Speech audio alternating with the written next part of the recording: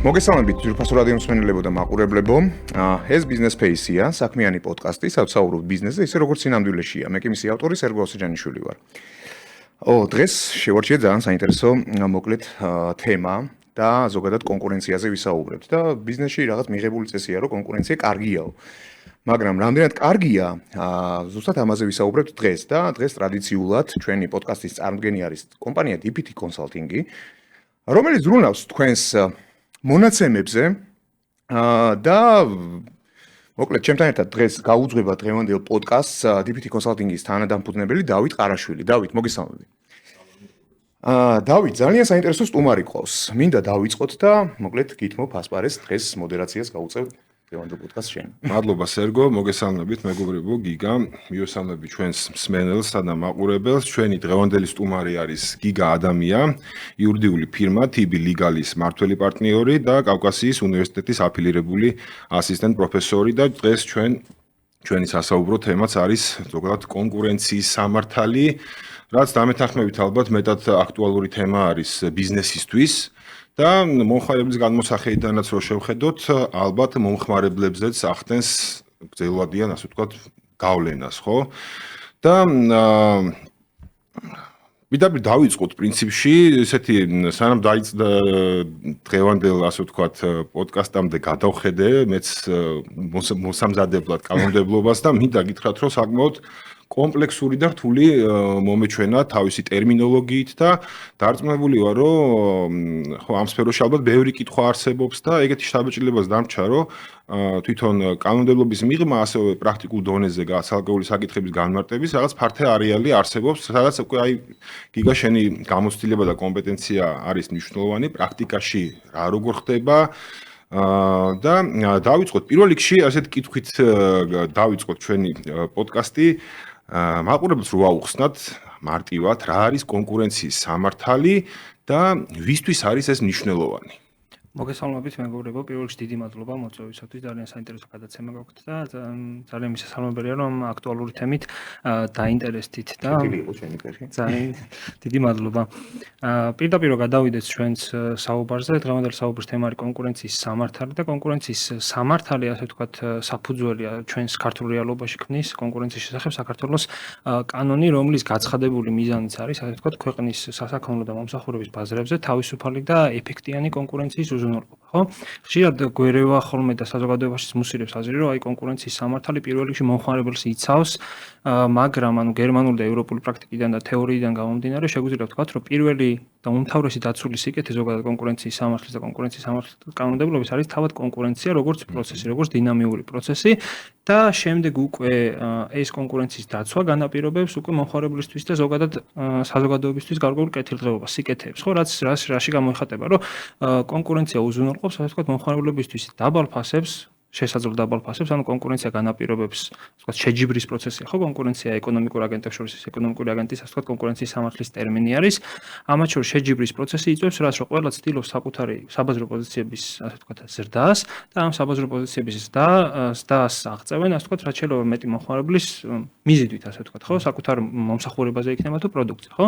და ამ მიზიდვის გზა რა არის? პირველ რიგში ხარისხის ზრდა, ფასების დაწევა, მაღალი არჩევანის შეთავაზება, მომხმარებლებს რამდენად ჩაითვლება? აი დემპინგამდე მივიდეთ. ანუ დემპინგი ზოგადად კონკურენციის სამართლის ცნება ნაკლებად არის, იმიტომ რომ ანტიდემპინგური კანონმდებლობა საერთოდ სხვა მიმართულება არის, ასე ვთქვათ და შემდეგ შეგვიძლია ამაზე ვისაუბროთ. უბრალოდ კონკურენციის სამართალი, ასე ვთქვათ, უზრუნველყოფს აი ამ კონკურენციის პროცესს, მაგრამ კონკურენციის სამართალი არ იძლევა პასუხს იმაზე, თუ რა შეიძლება იყოს ფასი დღეს. რა შეიძლება იყოს ფასი ხვალ, ხო? და ანუ ეს ამას განაპირობებს მხოლოდ კონკურენცია, ჯანსაღი, ბუნებრივი კონკურენცია, შეზღუდვებისაგან თავისუფალი კონკურენცია. და მივადექით ახლა მთავარ სათქმელს, აი შეზღუდვას კონკურენციის, ხო? რო წარმოვიდგინოთ კონკურენციის კანონმდებლობის ნორმები სრულად არის ამკრძალავი ხასიათის ნორმები, ანუ კრძალავს გარკვეულ ქმედებებს და ეს ქმედებები როგორც წესი გულისხმობს კონკურენციის შემზღუდულ ქმედებებს, ხო? შესაბამისად აქ უკვე იკვეთება კონკურენციის სამართლით დადგენილი, ასე ვთქვათ, აკრძალვის ადრესატი ვინ არის, ანუ ვის მიემართება ეს აკრძალვა, ხო? მიემართება იმ სუბიექტებს, ვისაც შესწევს იმის უნარი, რომ შეზღუდოს ეს კონკურენციის ბუნებრივი პროცესი, ხო? პირველ რიგში ესენი არიან საკუთრივ ბაზრის მონაწილეები, ეკონომიკური აგენტები, რომლებიც გარკვეული მიზეზების გამო უარს ამბობენ ასე ვთქვათ ერთმანეთთან კონკურენტულ დამოკიდებულებაში, აღწევენ რაღაც შეთანხმებას, თუნდაც ფასზე, თუნდაც ბაზარზე, თუნდაც ტექნოლოგიურ განვითარებაზე და ასე შემდეგ და ამით უკვე კარგავენ мотиваციას, იმიტომ რომ კონკურენტულ წნახს უკვე აღარ განიცდიან, იმიტომ რომ შეთანხმებულები არიან თავიანთ კონკურენტთან და ვინაიდან ეს შეთანხმება აღმოფხვრს ასე ვთქვათ ამ კონკურენტულ წნახს, უკვე მას мотиваციაც აღარ აქვს, ხო, რომ ახალი პროდუქტი შექმნას, ტექნოლოგია განავითაროს, სხვადასხვა ბაზრებზე შევიდეს, ფასი დაწიოს, მომხმარებელს მაღალი ხარისხი შესთავაზოს, მეტი არჩევანი შესთავაზოს და ასე შემდეგ, ხო? ამიტომ ესეთი შეთანხმებები, რომელიც ეკონომიკურ აგენტებს შორის, რომელიც მიმართულია აი ამ მათ შორის ისეთ არსებული ასე ვთქვათ ურთიერთდამოკიდებულების, კონკურენტული ურთიერთდამოკიდებულების აღმოფხრისაკენ, აი ესეთი ქმედებები არის აკრძალული. ეს რაც შეეხება ეკონომიკურ აგენტებს, ხო? მაგრამ მეორე ძალიან მნიშვნელოვანი აქტორი ასე ვთქვათ ამ საბაზრო პროცესებში ყავს სახელმწიფო და სახელმწიფო ორგანოები, ხო? ერთი ადრესატი თუ თქვით, რომ ეკონომიკურ აგენტებს ეკრძალებათ გარკვეული ქმედებები კონკურენციის შემზღუდველი, მეორე მხარეს ყავს უკვე სახელმწიფო, რომ სახელმწიფო ორგანოების ამკრძალავი გარკვეული ქმედებების, კონკურენციის შემზღუდველი ქმედებების ამკრძალავი ნორმებიც არის ჩადებული ჩვენს კონკურენციის კანონმდებლობაში. ეს არის მე-10 მუხლი, მე-12 მუხლი, რომელიც გულისხმობს სახელმწიფო დახმარებების გზით ასე ვთქვათ კონკურენციის შეზღუდვის პრევენციას და ასევე სახელმწიფო ორგანოების მიერ რაღაც არათანაბარი პირობების შექმნა, არათანაბარი მოპყრობა ეკონომიკური აგენტებისთვის, იგივე მაგალითად სანებართო პროცესში, ლიცენზირების პროცესში და ასე შემდეგ და ასე შემდეგ. ანუ აქ არ უნდა გავიგოთ, რომ ვიღაცის ხელშეწყობა იგულისხმება აქ მარტო პირდაპირ ასე ვთქვათ ტენდერის პროცესშიც, ასე ვთქვათ ძალიან საინტერესო პრაქტიკა აქვს ჩვენს კონკურენციის სააგენტოსაც განვითარებული ამ სატენდერო პროცესთან დაკავშირებით და ძალიან გააჯანსაღა ამან სხვადასხვა სასაქონლო მომსახურების ბაზრებზე პროცესები. ხო, ანუ რომ შევაჯამოთ, ასე ვთქვათ, ერთი მიმართულება, ასე ვთქვათ, კონკურენციის კანონმდებლობით ამკრძალავი ნორმების მიემართება, ასე ვთქვათ, ეკონომიკურ აგენტებს, მეორე მიმართულება გვაქვს უკვე სახელმწიფო ორგანოების მისამართით ხდება გარკვეული ქმედებების აკრძალვა. აი სახელმწიფო ორგანოებზე მე კიდევ დამატებით ჩაგეკითხები. იქამდე ერთი საკითხი მინდა დავაზუსტო, რაც შემთთვის ცოტა ბუნდოვანია. რამე აი კანონი ვახსენეთ კონკურენციის შესახებ, საქართველოს კანონი, ამის მიღება ალბათ რაღაც კანონმდებლობაც გვაქვს, ხო, დამატებით. თუ არის რაღაც გამონაკლისი, აი ვინმე, ანუ რომ რაღაც სეგმენტიზე არ ვრცელდება დაუშვათ რაღაცა ეს კონკურენციის აქ ბიზნესზე ან რაღაც მსგავსი. აქ მივადექით ძალიან მნიშვნელოვან საკითხს ასოცირების შეთანხმებაში არის ერთ-ერთი მუხლი თუ სწორად მხსურას მესამე მუხლი არის, რომელთაც საქართველოსმა აიღო ვალდებულება, რომ საქართველოს უნდა კონდეს ესეთი ჩანაწერი არის ყოვლის მომცველი კონკურენციის კანონმდებლობა. ყოვლის მომცველი რას ნიშნავს? არ უნდა დარჩეს სფერო, რომელზეც კონკურენციის კანონმდებლობა ვერ გავრცელდება, ხო? მაგრამ მიუხედავად ამისა, ქვეყანაში გვაქვს სხვადასხვა სეგმენტები, ეს უნივერსალური მსოფლიო პრაქტიკა არის, რომ არის ისეთი სეგმენტები, სადაც არსებობენ ბუნებრივი მონოპოლიები, ხო? ანუ იქ ბუნებრივად ფაქტობრივად ვერ იარსებებს კონკურენცია, მაგალითად ელექტროენერგიის ქსელის ბაზარი, ბუნებრივი გაზის ბაზარი, რკინიგზის ბაზარი და ასე შემდეგ, სადაც ქსელურ ინფრასტრუქტურაზე არის მიბმული და არა რენტაბელური არის, მაგალითად იქ კონკურენციის არსებობა, იმიტომ რომ წარმოიდგინეთ, ეხლა რამდენიმე ქსელის ოპერატორი ყავდეს თუნდაც ბუნებრივი გაზის, თუნდაც ელექტროენერგიის სექტორში, ანუ განვითარდება პარალელური ინფრასტრუქტურა, რომელიც საბოლოო ჯამში უარყოფითად აისახება ისევ ფასზე, ხო? ამიტომ ასე ვთქვათ, საერთაშორისო ესეთი სტრატეგიული მიმართულება. ხო, და ანუ ამიტომ თუნდაც ევროკავშირის რეალობაშიც არსებობს ეს ქსელის ოპერატორები, სადაც ბუნებრივი მონოპოლიები არის დასაშვები, ხო? ჩვენი კონსტიტუციასაც რო შევხედოთ, მან ასე ვთქვათ, ნახსენებია მონოპოლიური საქმიანობის აკრძალვა, მაგრამ საკუთრივ მონოპოლია როგორც ასეთი აპრიორი აკრძალული არ არის, ხო? იმიტომ რომ გარკვეული ბაზრების მახასიათებლებიდან გამომდინარე არის სპეციფიკა, სადაც უბრალოდ ეს ეფექტიანი ბუნებრივი კონკურენცია, რაც წეგან ვისაუბრეთ, ხო, უბრალოდ თავის ფუნქციას ვერ შეასრულებს, ხო? ამიტომ აქ შემოდის რა, რომ ეს მონოპოლიები უნდა დავუშვათ, მაგრამ სახელმწიფომ უნდა არეგულიროს მისი საბაზრო ქმედებები, ხო? ამიტომ ყავს ქვეყანაში სხვადასხვა ეგრეთ წოდებული კონკურენციის კანონიც იცნობს ამას, რეგულირებადი სექტორები, ხო? ეს რომელია ელექტროენერგიის, ბუნებრივი გაზის სექტორი, წყალმომარაგების სექტორი, კომუნიკაციების სექტორი, საბანკო სექტორი და ასე შემდეგ, სადაც თავთავიანთი მარეგულირებელები არსებობენ, მაგრამ ამ სექტორებში ამ რეგულირებლების ქვეშაც არსებობს რაღაცა ღია სივრცე კონკურენციისთვის, ხო? იგივე ელექტროენერგიის მიწოდების ბაზარი არის, ინტერნეტის ბაზარი და ასე შემდეგ, სადაც მაინც არის სივრცე კონკურენციის კანონმდებლობის აღსრულების და ეს 2020 წლის რეფორმის შემდეგ უკვე კონკურენციის კანონმდებლობა გავრცელდა უკვე ამ სექტორებზე, უბრალოდ ერთი საგამონაკლისო მიდგომა აქვს ჩვენს კანონმდებლობას, ის არის, რომ ამ სექტორებში კონკურენციის სააგენტო კი არ აღასრულებს ამ კონკურენციის კანონს, ამ წარმოიდგინეთ ერთი კანონი არსებობს კონკურენციის კანონი, რომელსაც ამ რეგულირებად სექტორებში აღასრულებს მარეგულირებელი, ანუ იგივე ენერგეტიკის მარეგულირებელი კომისია, ეროვნული ბანკი და კომუნიკაციების კომისია, დანარჩენ ყველა სხვა სექტორებში უკვე თანაბრად ვრცელდება ეს კონკურენციის კანონი, რომელსაც უკვე აღასრულებს კონკურენციისა და მომხმარებლის დაცვის სააგენტო, მაგრამ ესე არ უნდა გავიგოთ, რომ იქ რაღაცა წვრილი ბიზნესი არ ვრცელდება, მსხვილი ბიზნესი ვრცელდება და რაღაცა ეგეთი არ არსება, ანუ უკვლებლივ განურჩევლად განურჩევლად ასე ვთქვათ, ზომისა, ესეთი ნებისმიერ საქმიანობაზე ვრცელდება ეკონომიკური აგენტების მისამართით. ეს გავრცელება ერთია, მაგრამ იქ არის უკვე გარკვეული სპეციალური ჩანაწერები დარღვევებთან მიმართებაში, სადაც შეიძლება ზოგი დარღვევა გამონაკლისი ჩავარდეს თუ საბაზრო პოზიცია ვიღაცას ნაკლები აქვს პროცენტულ ზრდას ჩამოწვდება და რაღაცა, მაგრამ ეს იშვიათი საგამონაკლისო შემთხვევა არის, რომელიც ნაწილი თვითონ კანონით არის დადგენილი, ნაწილი უკვე კონკურენციის სააგენტოს კანონქვემდებარე ნორმატიულ აქტებში ხვდებით გარკვეულ საგამონაკლისო ნორმებს, მაგრამ ზომაზე და ასე შემდეგ, ანუ უკვლებლივ ყველაზე ვრცელდება, მოკლედ ესე შეგვიძლია დასკვნის სახით რომ შევაჯამოთ. ამოუწყურავად უპასუხეთ. კი და სანამ კონკრეტულ დარღვევებზე გადავალთ, რაც ასევე საინტერესოა, რა ტიპის დარღვევები გვაქვს, ასე ვთქვათ.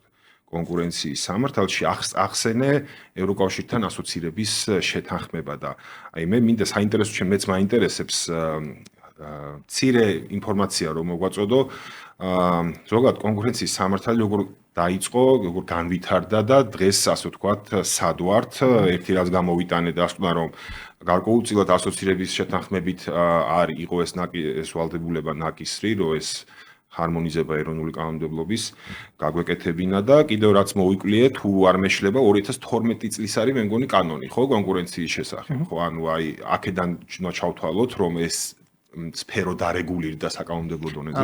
მოდით ცოტა საერთაშორისო ისტორიასაც შევხედოთ, ანუ თანამედროვე კონკურენციის ბაზრის მარეგულირებელი ნორმები, ასე ვთქვათ, შეიძლება რომის სამართლიდანაც იღებდეს სათავეს, მაგრამ ზოგადად თანამედროვე კონკურენციის სამართალი რაც გვაქვს დღეს საქართველოში, ევროპაშიც და მოწინავე მარწესრიგების ფარგლებში, მაინც სათავეს იღებს ამერიკის შეერთებული შტატებიდან მე-19 საუკუნის ბოლოს, თუ სწორად მახსოვს 1880-იან წლებში იქნა მიღებული ეგრეთ წოდებული შერმანის აქტი, რომელმაც დააკრძალა, ასე ვთქვათ, ეკონომიკურ ოპერატორებს შორის ისეთი შეთანხმება, რომელიც ზღუდავდა კონკურენციას და ანუ აი ეს ამერიკული სამართალი მოგეხსენება ძალიან ზოგადი, ასე ვთქვათ, პრეცედენტული სამართალი არის და ნორმატიულ დონეზე ძალიან ზოგადი ფორმულირებებით გამოირჩევა. შემდეგ უკვე ამერიკული სასამართლოს ფარგლებში განვითარდა ეს კონკურენციის სამართალი და ევროკავშირში უკვე მეორე მსოფლიო ომის დასრულებიდან უკვე ევროკავშირის პირველი სადამფუძნებლო შეთანხმებები რაც ჰქონდა ქვანახშირისა და ფოლადის შეთანხმება, ატომური გაერთიანება და ასე შემდეგ, იქიდან უკვე ჩდება ევროკავშირის ფარგლებში კონკურენციის მომწესრიგებელი ნორმები, რომელიც ფაქტობრივად მაგის მერე ანუ სხვადასხვა შეთანხმებები კი დაიდო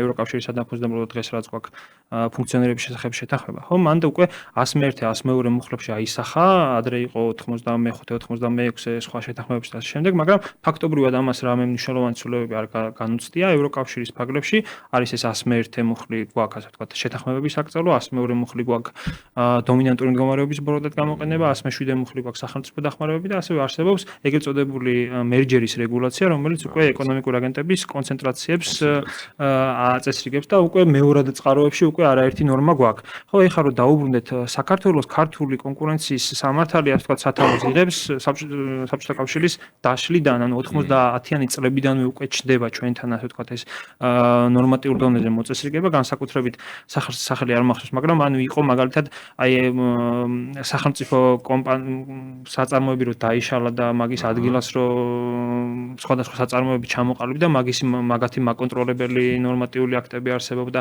იყო დრო, როდესაც ანუ ეს კონკურენციის კანონმდებლობის აღმასრულებელი ორგანო და შესყიდვების სააგენტო ერთად ფუნქციონირებდა, ასე ვთქვათ. შემდეგ უკვე 2012 წლიდან ახსენეთ დღეს რაც გვაქვს კანონი, მაგრამ მაშინაც ძალიან ბევრი, ანუ მატერიალური ნორმები კი ჰქონდა, მაგრამ ფაქტობრივად ახსრულების მექანიზმები არ არსებობდა, რომ ეფექტიანად ახსრულებული იყოს იგივე სანქცირება, საქმის მოკვლევა და ასე შემდეგ და ასე შემდეგ და მე ჩავთვლი, რომ დღევანდელი მოდელი რაც გვაქვს კონკურენციის კანონმდებლობის, ეს არის შექმნილი, ასე ვთქვათ, ბირთვი მაინც, ასე ვთქვათ, სრულყოფა მოხდა 2020 წლის სექტემბერში განხორციელებული რეფორმით, როდესაც სწორედ იმ ასოცირების შეთანხმებიდან გამომდინარე გაიზარდა, ასე ვთქვათ, კანონის მოქმედების არეალი, სანქცირების მექანიზმები უფრო სხვანაირად ჩამოყალიბდა, ახსრულების მექანიზმები სხვანაირად ჩამოყალიბდა, კონკურენციის სააგენტოს, ასე ვთქვათ, აღმასრულებელი პროცედურული უფლებამოსილებები გაიზარდა და ასე შემდეგ და დღეს გვაქვს უკვე ეს ბირთვი, ასე ვთქვათ, შემიძლია თამამთქვა, რომ აი 2020 წლის რეფორმის შემდგომი პერიოდის, ასე ვთქვათ, მონაპოვარი არის უფრო ესე რომ ჩავთვალოთ, ასე ვთქვათ, იმიტომ რომ 2020 წელს მართლა ეს მასშტაბური რეფორმა გატარდა ამ მიმართულებით. ცნებები დაიხვეწა, ინსტიტუტები, პროცედურები და ასე შემდეგ. კი ბატონო. ეხლა შეგვიძლია უკვე გადავიდეთ დარღვევებზე, ხო? ანუ საინტერესო არის, რამდენიმე აქცენტი. კივნეული თემა, ხო? რა ხო, როგორია დარღვევები, როგორია მიდგომა თუნდაც სახელმწიფოს მხრიდან და ტერმინებში მოკლედ მეც უკვე გავერკვი ეს შეთანხმება და ასე შემდეგ. ერთ-ერთი არ ვიცი საკანონმდებლო დონეზე ეს ტერმინი არ არის მე მგონი დამკვიდრებული, მაგრამ ანუ ხშირად გაგვიგია და გვსმენია კარტელური გარიგება, კარტელი, ანუ ეს რო ვთქვათ ახლა საკანონმდებლო დონეზე რას ნიშნავს და რატო არის ეს მაგალითად დარღვევა. კი ბატონო, მოგახსენებთ, მოკლედ კონკურენციის კანონს რო ჩავხედოთ, გვაქვს ძირითადი ბირთვი, ასე ვთქვათ, ეკონომიკური აგენტებისთვის ამკრძალავი ნორმებს ქმნის კანონის მე-6 მუხლი და კანონის მე-7 მუხლი. მე-7 მუხლი იცნობს ესე ტერმინს კონკურენციის შემზღუდველი შეთანხმებები. და ამ შეთანხმებების სამი სხვადასხვა კოორდინაციის ფორმა გვაქვს, არის კონკურენციის შემზღუდველი ხელშეკრულება, შეთანხმებული ქმედება და ასოციაციის გადაწყვეტილება. და მოკლედ რო ვთქვათ, ეს ეხება, ასე ვთქვათ, ეკონომიკურ აგენტებს შორის სხვადასხვა შინაარსის შეთანხმებას. მაგალითად, ორი ეკონომიკური აგენტი თანხმდება, რომ მე და თქვენ სიტყვაზე რაღაცა პროდუქტს ან პურს ან კალამს ან ჭიქას არ გავყიდით $2 დაბალ ფასად, ხო? ანუ ეგრეთ წოდებულ ფასებზე შევთანხმდით. ანუ ამან რა გამოიწვია?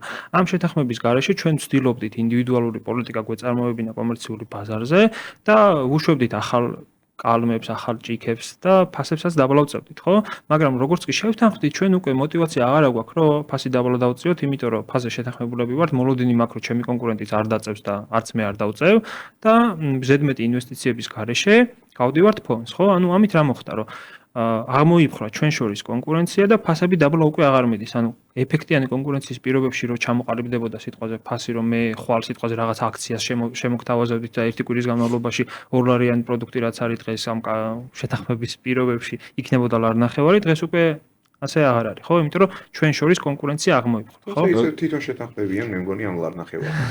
ეგეც არ არის გამორიცხული, ხო? შეთანხმებები რამე ანუ ზეპირად ხდება რა ამისთვის ახლა ნახეთ კონკურენციის სამართალში მოქმედებს ესეთი ნორმების ფართო ინტერპრეტაციის პრინციპი, ასე ვთქვათ, ხო? ანუ ეს რას ნიშნავს, რომ ნორმები არ უნდა განმარტოთ ვიწროდ, მას უნდა კონდეს ფართო ინტერპრეტაციის არეალი, რომ მან მოიცვას ნებისმიერი ისეთი ქმედება, რომელიც მოწოდებულია ბაზარზე შეზღუდოს კონკურენცია, ხო? ამიტომ სამოქალაქო კოდექსში რო გვაქვს იქ წერილობითი შეთანხმება და ნოტარული დამოწმება და რეესტრი რეგისტრაცია და ასე შემდეგ, ეს საერთოდ აქ არანაირი წინაპირობა არ არსებობს. აქ შეიძლება უწყინარი მეილის მიმოცვლით ან სერვოსთან დავრეკო და უთხრა რომ შევთანხმდეთ ფასებზე. მოდი ნუ გავჭუბოთ, ხო? ან სუფრაზე სიმთვრალეში რო წამოგცეთ რომ ხარ რაღაცა იქნება ეს კითხვა, ხო? აი რას ვარღვევთ, ხო? მაგ შემთხვევაში აი შევთანხმდით, ხო? ანუ აქ შეიძლება საუბარი არ იყოს რაღაცა ძალიან დიდ მოთამაშეებზე, ხო? და არ მაქვს საუბარი პირობით ბანკებზე და ასე შემდეგ. მაგრამ აი შეთანხმდნენ, ხო? ანუ რაღაც ორი ბიზნესი, რომელიც ერთმანეთს ძალიან ეჭიდავებოდნენ, ნუ ხეშად რო ვთქვათ, ხო? შეთანხმდნენ და რა დავარღვიეთო? აი ხა მე დარწმუნებული ვარ, რომ ეს კითხვა მართლა ბერს გაუჩნდება რა. თან დავამატებ ესე ინტრიგნული განმოსახედიდან, რომ ეს ხო კერძო სამართალია და მე მაგ კერძო სამართალ გარკვეულ თავისუფლება, ხო? კერძო სამართლებრივი რაღაც თავისუფლება და რატომ იზღუდა?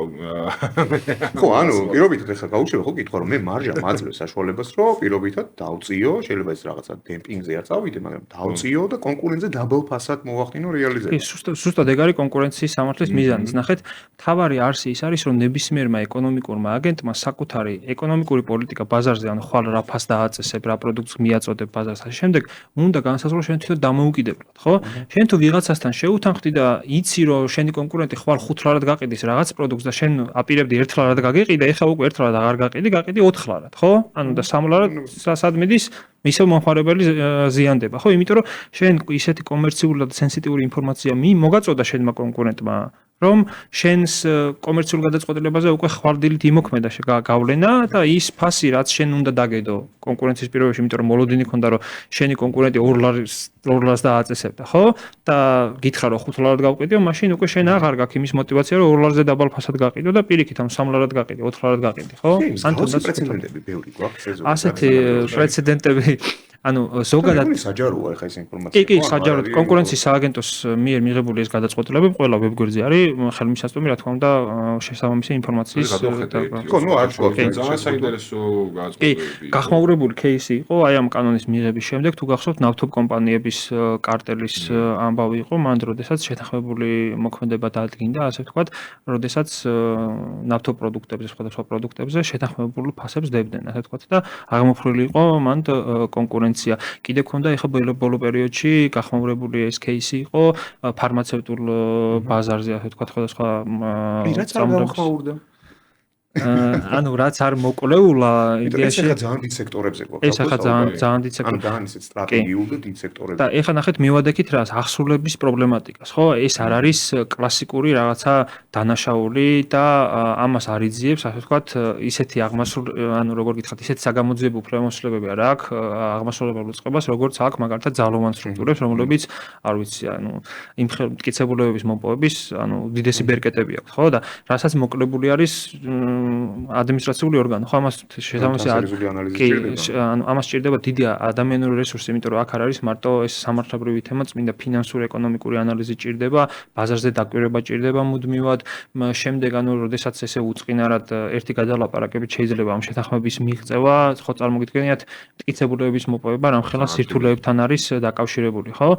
და მე მტკიცების სტანდარტიც ძალიან მაღალია, ხო? ანუ სათანადო სტანდარტით უნდა მოხდეს ამის მტკიცება და ამ სირთულეებს ეს სირთულეები განაპირობებს ზოგადად ამ მიმართულებით დარღვევების აღმოჩენის, ასე ვთქვათ, კომპლექსურობას. ერთი კითხვა გამიშთა, კი გაიშენი დაკვირვებით გამოცდილებიდან გამომდინარე, ან ესეთი შემთხვევები არის ხოლმე, რომ რეალურად აი ეს ის უბრალოდ ისეთი კანონის საწინააღმდეგო შეთანხმება, როგორც არ უნდა ყოფილიყო, თუმცა ამ შეთანხმების მხარეებს განზრახვა და გაცნობიერებული არ ქონიათ, რომ მიზანმიმართული არ იყო მაინც და მაინც რაღაცა ჯანსაღი კონკურენციის დაზიანებისგან და უბრალოდ აღმოჩნდა მერე რომ თურმე უბრალოდ რომ ჩვენ გვეგონა რომ არაფერს არ უძუდავს აღმოჩნდა დავარღვიეთ კანონი. ეს ძალიან მწვავე და სანქციებზე თუ აისახება კიდევ ეს რა იმენა. ნახეთ მივიდეთ მაგამდე.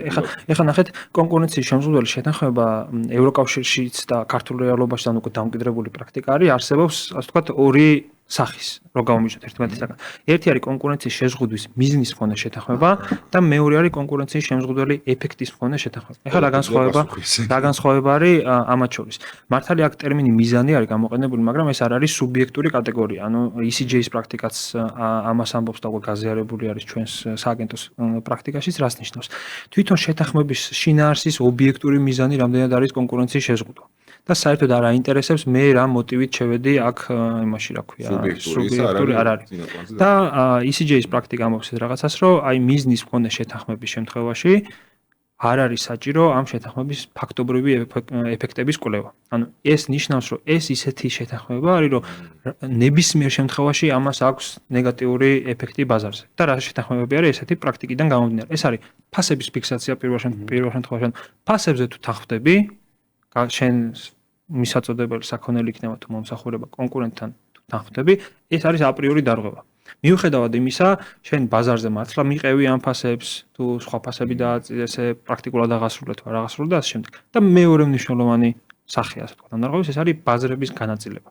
ანუ რას ნიშნავს, რომ მოდი მე მაგალითად თბილისში მივაწვდი ჩემს პროდუქტს და ჩემი კონკურენტი მიაწვდის მცხეთაში ან რუსთავში. ხო, ანუ რა გამოდის, რომ ფაქტობრივად თბილისში მე მონოპოლია მაქვს, იმიტომ რომ ჩემი კონკურენტი გავიდა თბილისიდან და მე დამტოვა მარტო.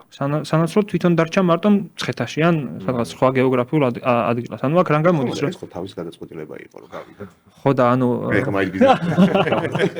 ხო და ეგეთი გადაწყვეტილებების აკრძალავი სამართალი არის ასე კონკურენციის კანონი. აი როგორ უნდა ამტკიცო მე ეს ხო? ანუ ძალიან საინტერესო იყო. მტკიცების სტანდარტი რაღაც არ ვიცი, ორი მეგობარი კომპანია. ამ მიმართულებითაც ნახეთ ახლა მეგობარ კომპანიებთან მივიდეთ. ასევე არსებობს კონკურენციის სამართალში ეს ნორმატიულად არ არის გამტკიცებული, მაგრამ პრაქტიკაში არსებობს ეგრეთ წოდებული ერთიანი ეკონომიკური სუბიექტის დოქტრინა.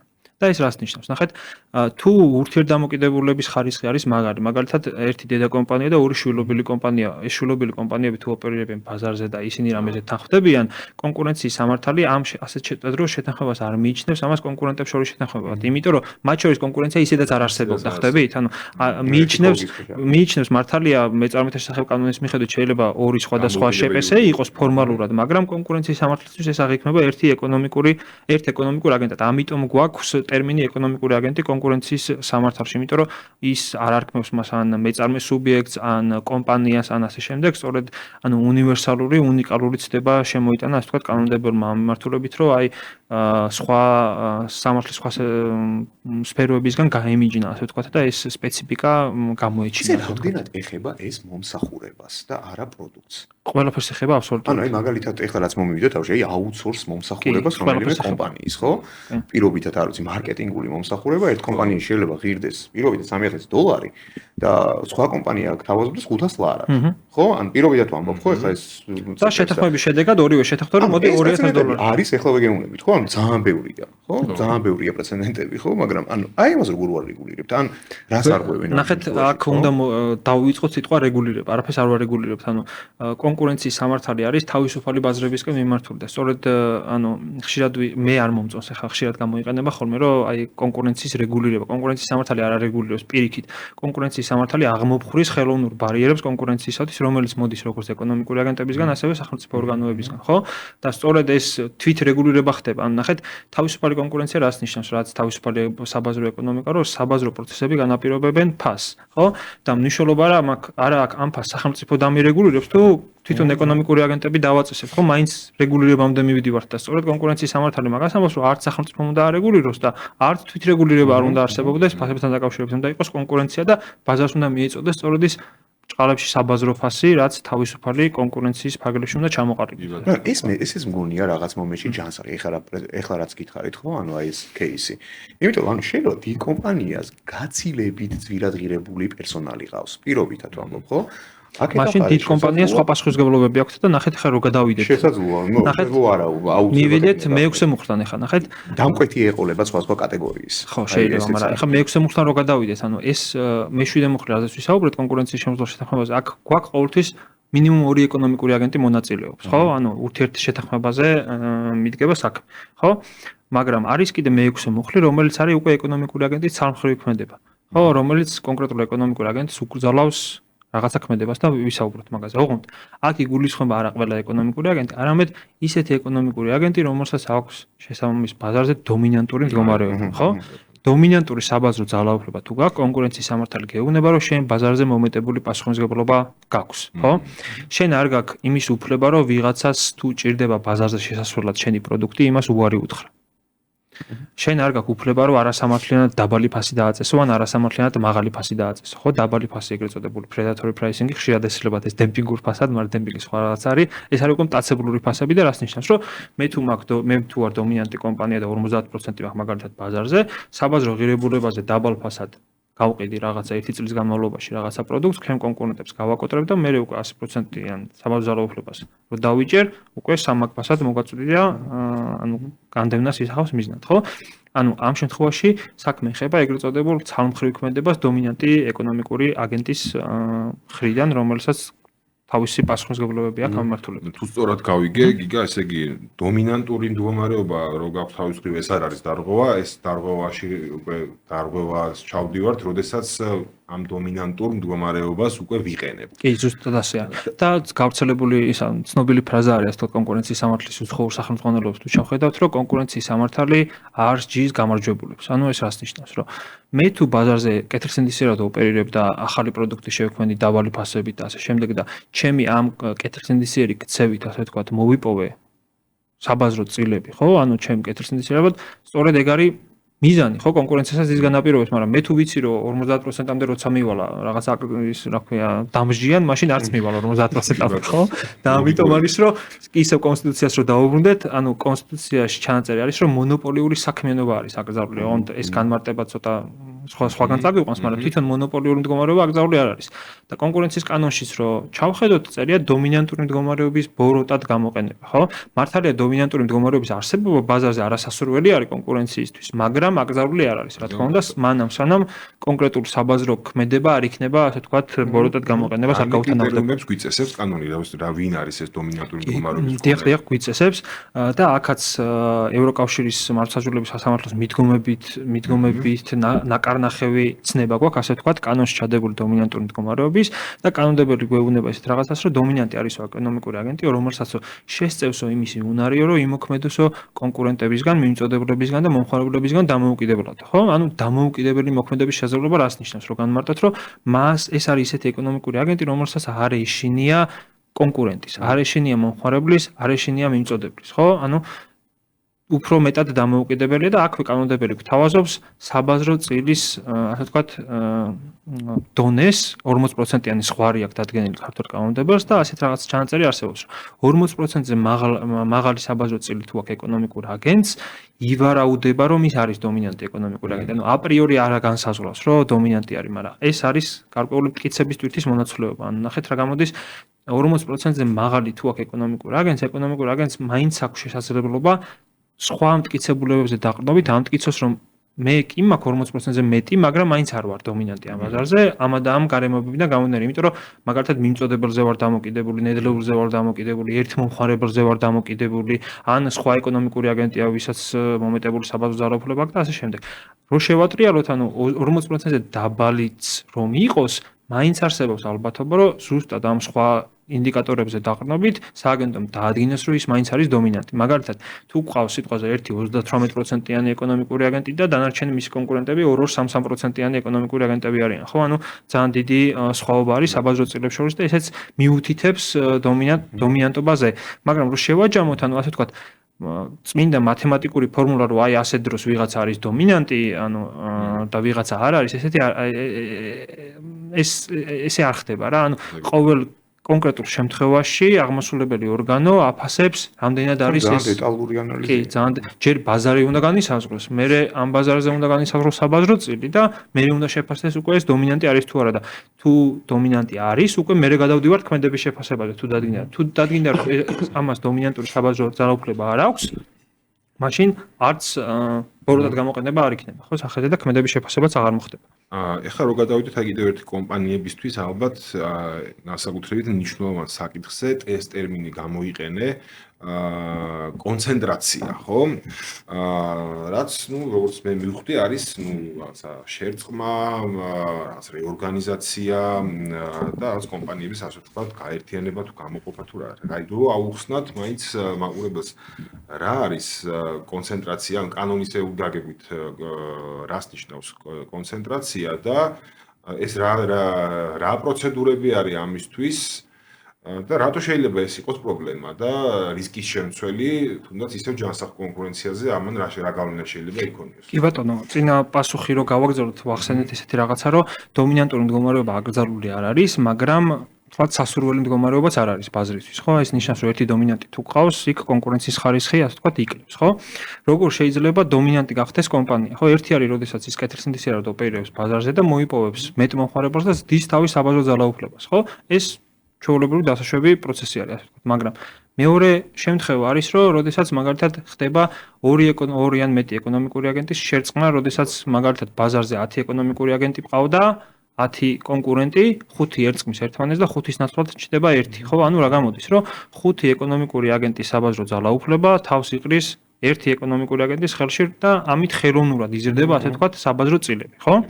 ეს ნიშნავს, რომ ანუ რაც ამით იზრდება ბაზარზე კონცენტრაციის ხარისხი. ანუ კონცენტრაციის ქვეშ გულისხმობთ საბაზრო ძალაუფლება უფრო ნაკლები ეკონომიკური აგენტის ხელში ხდება კონცენტრირებული, ხო? ანუ ერთი ან რაღაცა ჯგუფის ხელში ხდება კონცენტრირება, ანუ არამალზომიერი კონცენტრირება კონკრეტული საბაზრო ძალაუფლების, ხო?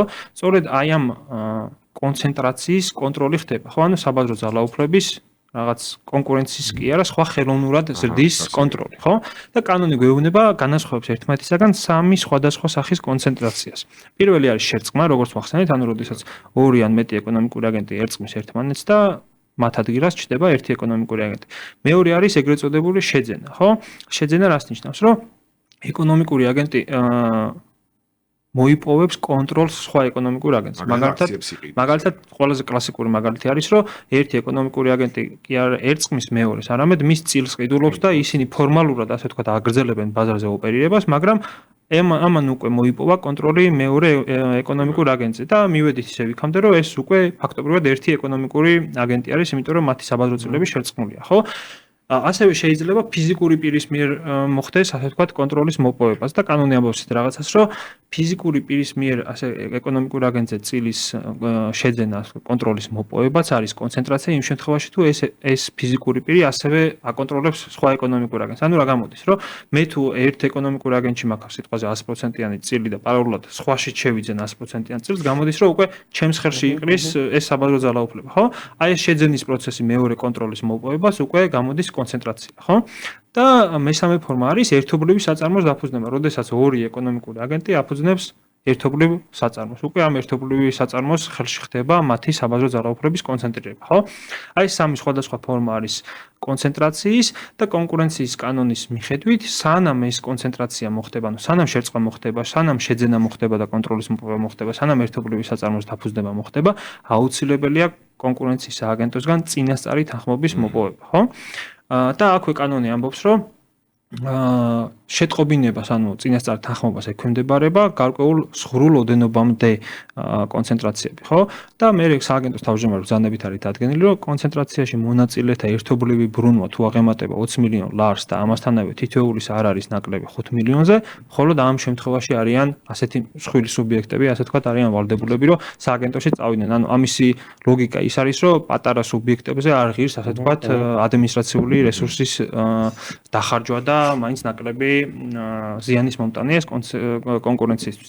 თუ ეს სამი შემთხვევა გვაქვს და ამ ბრუნების წინაპირობებსაც ვაკმაყოფილებთ, მაშინ აუცილებელია სააგენტოსგან წინასწარი თანხმობის აღება. წინააღმდეგ შემთხვევაში საკმაოდ სოლიდური სანქციები შეიძლება დაეკისროს შესაბამის სუბიექტებს. შემდეგ უკვე სააგენტო იწყებს, ასე ვთქვათ, შესწავლას ამ ყველაფრის, აფასებს რა გავლენა შეიძლება ამან მოახდინოს ბაზარზე კონკურენციაზე და თუ დაასკვნის, რომ ეს კონცენტრაცია, ასე ვთქვათ, ნეგატიური ეფექტის მქონე არის ბაზრისთვის, მნიშვნელოვან შეზღუდვას გამოიწვევს, ასე ვთქვათ, კონკურენციის, მაშინ დაუშვებლად ცნობს ამ კონცენტრაციას და ამის შემდეგ ეკონომიკურ აგენტებს უკვე აღარ აქვთ უფლება, ასე ვთქვათ, ეს ტრანზაქცია განახორციელონ, ხო? მაგალითად, რეესტრი არ დაარეგისტრირებს და ასე შემდეგ, ხო? ანუ აქამდე მივიდოდებთან არის ეს დაკავშირებული სააგენტო. ეს არის პირველად შესწავლა, თუ სწორად მახსოვს, ერთ თვემდე სტანდარტულად და შემდეგ უკვე 90 დღემდე შეიძლება გაიზარდოს ეს ვადები, თუ სწორად მახსოვს.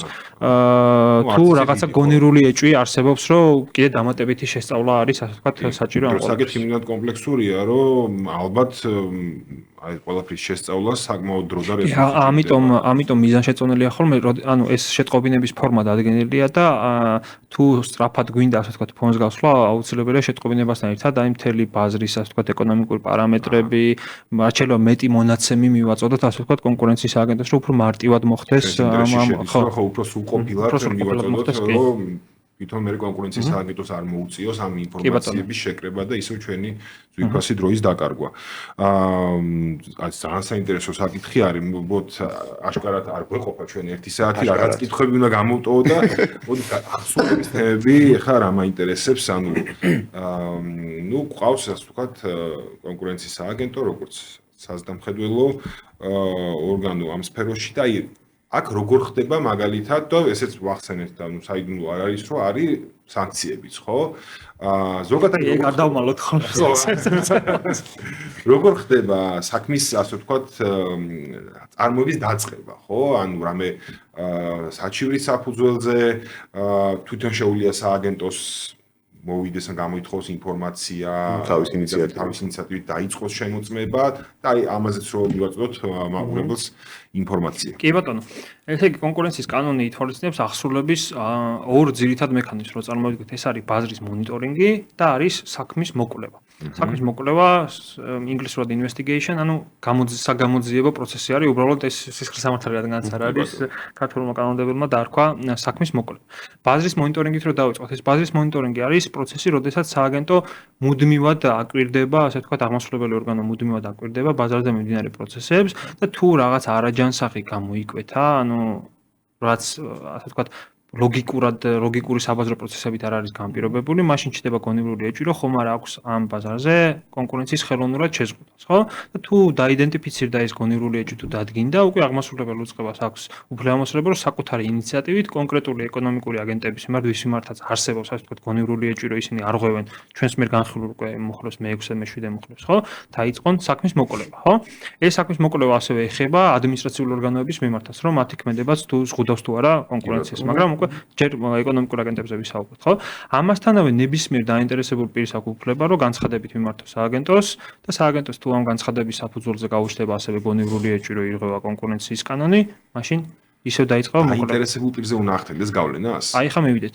ჩვეულებრივი განცხადების შემთხვევაში არ არის აუცილებელი რომ მე ვიყო ასე ვთქვათ დაზარალებული, მაგრამ თუ არსებობს საჩივრის ფორმა, ასე ვთქვათ, რომ საჩივრით მიმართავ, ეს რას ნიშნავს, რომ აი ვიღაცა არის დომინანტი, მე რაღაცა წვდომას არ მაძლევს რაღაცა რესურსებზე და საკუთარ დომინანტურ მდგომარეობას იყენებს ბოროტად და რაც მე ზიანს მაყენებს, ხო? ამ შემთხვევაში უკვე არა განცხადებით, არამედ საჩივრით მიმართავ და როგორც მხარე ისე მერთვები აი ამ ადმინისტრაციული წარმოების პროცესში. საჩივარი ყოფილა, როდესაც პირიქით, ანუ ესეთ საჩივარი არ გამართლებულა რა, ანუ თქვენ სააგენტო მოიკლია და ამ შემთხვევაში ვერ დაადგინა ვერანაირი. ძალიან ბევრი არის ეგეთი, ეს საჩივარი რო შედის, აქ გადის ჯერ ფორმალურ დასაშვებობას და შემდეგ გადის უკვე მატერიალურ დასაშვებობას. მატერიალურ დასაშვებებისთვის არის თუ სწორად მახსოვს თვენახევარი. ამ დროს რა ხდება? ანუ გონივრული ეჭვი უნდა დასაბუთდეს, ხო? ანუ ხო, რა არ ეკონოს საჩივარს რომ შეგვიძლია ეგრე ავიღოთ და ხო. აქ არის გონივრული ეჭვი, ანუ მტკიცებულებების წარდგენა არის აუცილებელი, რომ გონივრული ეჭვი წარმოიშვას, რომ ეს პირველი დასაშვებების ეტაპი გადაიზარდოს, ასე ვთქვათ, უფრო სიღრმისეულ მოკვლევაში, ხო? და ძალიან ბევრი გადაწყვეტილება არსებობს, როდესაც ეს დასაშვებების ეტაპი არ გაუვლია და დაუშვებლად უცნიათ, ასე ვთქვათ, საჩივარი, იმიტომ რომ გონივრული ეჭვი არ არსებობდა იმ კონკრეტულ შემთხვევაში. ან გონივრული ეჭვამდე შეიძლება არ იყოს, რომ მარტივად დომინირებაზე თუ ჩივის ვიღაცა და მარტივი დასათვლელია, ასე ვთქვათ, საბაზრო წილები და ყოფილა ეს შემთხვევაც, რომ აი ბრუნვები დაუთვლიათ და უკვე ამ თვენახევარშივე დადგენილია, რომ ეს დომინანტი არ არის და აქ უკვე აზრიც აღარ არის ინფორმაცია ქონდა. კონკურენტის ბრუნვებზე დიდი ალბათობით. იკო სანქციები როგორია? სანქციები გვაქვს ესეც შემდეგნაირი, ანუ მე-7 და მე-6 მოხლის დარღვევაზე გვაქვს, თუ დადგინდება, ანუ რაც ვთქვით, კონკურენციის შემცვლელი შეთანხმება და დომინანტური მდგომარეობის პროდუქტ გამოყენება, პირველ შემთხვევაზე არის წინა ფინანსური წლის ერთობლივი ბრუნვის 5% არის ზედაჭერი და ამ ბრუნვის და არა მოგების. ანუ ეს არის თანხა, რომელიც მიიღო კონკრეტულმა ეკონომიკურმა აგენტმა წინა ფინანსური წლის განმავლობაში საქონლისან მომსახურების რეალიზაციით. ხო, შეიძლება მოგება საერთოდ არ ქონდეს, მაგრამ რა ბრუნვაც ქონდა, იქიდან დაითვლება 5%. ოღონდ ეს აპრიორი არ ნიშნავს, რომ მაინც და მაინც 5% დაიკისრება. 5% არის ზედაჭერი და ამ 5%-ის ფარგლებში უკვე მხედველობაში მიიღება დარღვევის სიმძიმე, ზიანი, ბაზარზე შექმნილი მდგომარეობა და ასე შემდეგ და ასე შემდეგ. რამდენად ითანამშრომლა გამოძიების საქმის შესწავლის ეტაპზე ეკონომიკურმა აგენტმა და ასე შემდეგ. ანუ შემამსუბუქებელი და დამამძიმებელი გარემოების ასე ვთქვათ შეფასების შედეგად უკვე 5%-ის ფარგლებში ეკისრება სანქცია და გამეორების ან აღმოუხრელობის შემთხვევაში უკვე ანუ გადაწყვეტილებასთან ერთად სანქციასთან ერთად როგორც წესი აღმასრულებელი ორგანო ავალებს კონკრეტულ ეკონომიკურ აგენტებს რაღაც სავალდებულო შესასრულებელ რეკომენდაციებს, ხო? მაგალითად დომინანტ ეკონომიკურ აგენტს თუ რაღაცას დარღვევა დაუდგინდა, რაღაც შეიძლება ქცევით ხასიათის ვალდებულებები დაეკისროს, რომ აი მიდი რაღაცა მიაწოდე ან ამ ფასად არ გაყიდო და ასე შემდეგ და ასე შემდეგ. თუ ამ ვალდებულებასაც დარღვევს, უკვე ხელახალი მოკვლევის ფარგლებში უკვე ის 5% იზრდება 10%-მდე და უკვე 10%-ის ფარგლებში ხდება მონიტორინგი ხდება, რამდენად სრულდება რეალურად. მაგრამ განსხვავებული სიტუაცია გვაქვს ადმინისტრაციული ორგანოების მიმართ. მე ვახსენე, რომ თუ ადმინისტრაციული ორგანოს დაუდგინდება მე-10 მოხლის დარღვევა, რაც არის ადმინისტრაციული ორგანოების მიმართ, მან უკვე ხა ადმინისტრაციული ორგანოების მიმართ ჯარიმა არ მოქმედებს. აქ არის უკვე შესასრულებლად სავალდებულო რეკომენდაცია ქვია და თუ ადმინისტრაციული ორგანო უკვე არ გაითვალისწინებს ამ რეკომენდაციას, აღმასრულებელს აქვს უფლება ამოსილება, რომ მისი ხელმძღვანელის პასუხისმგებლობის საკითხი დასვას, ასე ვთქვათ. და ნუ ეგ იქნება ახლა ახლა ესეთი სიტუაცია წარმოვიდგინე, რომ დაუშვათ შეერწყა ორი, ასე ვთქვათ, ორგანიზაცია, კომპანია, ისე რომ არ შეატყობინა და ეს ვალდებულება არ დაიცვა და მე ამის შესახებ შეიტყო დაუშვათ კონკურენციის სააგენტო და აი რა შვება, ანუ აქ არის ეს კომპანიების აი მოლოდინის რეჟიმში ვართ, ვინც ამ სფეროში ვართ, რომ აი რა შეიძლება მე მოხდეს. თეორიაზე რომ იმიტომ რომ პრაქტიკა არ აქვს ამისი, თეორიულად ხდება ესეთ რაღაცა. ნახეთ, შეუტყობინებლად თუ განხორციელდა შერწყვა ან შეძენა და აღმოაჩინა აღმასრულებელმა რომ ეს მოხდა, ხო? პირველ რიგში 1% ჯარიმა არის ბრუნვის, ანუ აქ უკვე 1%-იანი ზღვარი არის შეუტყობინებლობისთვის. ამის მერე ის 90 დღიანი პროცედურა იწყება, რომ შეფასდება რამდენად შეზღუდა ამან კონკურენცია, თუ დადგინდება რომ მნიშვნელოვნად შეზღუდა და ამას რომ შეეტყობინებინა მე უკვე უარს გეტყოდი შენ, ხვდებით? ასე დროს უკვე ესეთ ტერმინს შეიცავს რა თქმა უნდა კონკურენციის კანონი, ეს არის ეგრეთ წოდებული სტრუქტურული ხასიათის ღონისძიებები და ქცევითი ხასიათის ღონისძიებები, ხო?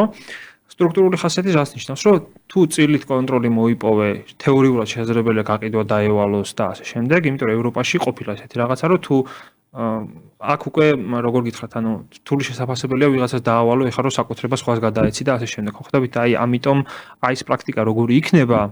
ხო, არ ცოტა ის არის, რა ქვია. გიგახში. რთული განსასაზღვრო. შეგიძლია ესე ბოლო კითხვა აღარ არის, უბრალოდ რაიმე რჩევა, აი რას მისცემდი სიტყვაზე ბიზნესს, ანუ ქართულ ბიზნესს, ყველაზე ესეთ მნიშვნელოვან რჩევას, რაც მათ უნდა გაითვალისწინონ იმისათვის, რომ თავიანთი ეს ქმედებები და იურიდიული მოქმედებები იყოს თანხვედრაში კონკურენციის კანონმდებლობასთან და არ დაარღვიონ, ასე ვთქვათ, კანონი. და დაიცვან თავის. პირველ რიგში ყველაზე ისეთი ძალიან ბევრი რჩევა შეიძლება იყოს, მაგრამ ყველაზე მნიშვნელოვანს გამოვყოფდი ჩემი აზრით, მე მახსენე შეზღუდვის მიზნის მქონე შეთანხმება და შეზღუდვის ეფექტის მქონე შეთანხმება, ხო? მიზნის მქონე შეთანხმება ძალიან მარტივია, ანუ ფასებზე და ბაზრის განაწილებაზე არ უნდა შეთანხმდნენ. ეხლა ყველაზე რთული რა არის, ნახეთ, ეფექტის მქონე შეთანხმების შემთხვევაში თუ მივდივარ, თუ ეს შინაარსი არ აქვს, მე უკვე ფასდება ამან კონკრეტულად რა გავლენა იქონია ბაზარზე, ხო? თუ სააგენტო დაადგენს, რომ შეთანხმება იყო, მიზნის არ იყო, მაგრამ ამან შეზღუდა კონკურენცია მნიშვნელოვნად, მაშინ უკვე ეს დარღვევა იქნება. თუ დაადგენს, რომ არ შეზღუდა მნიშვნელოვნად, მაშინ დარღვევა არ იქნება, ხო? შესაბამისად, კონკრეტული ხელშეკრულებას როდებენ, მაგალითად ტექნოლოგიური ტრანსფერის ხელშეკრულებები იქნება, ერთობლივი კვლევის ხელშეკრულებები იქნება და ასე შემდეგ და ასე შემდეგ, ხო? ანუ ეს ყველა არის რისკის მატარებელი, რომ შენ პოტენციურად შეზღუდავ კონკურენციას, ხო? ამიტომ წინასწარი სამართლებრივი ანალიზი ჭირდება ამ ყველაფერს, ხო?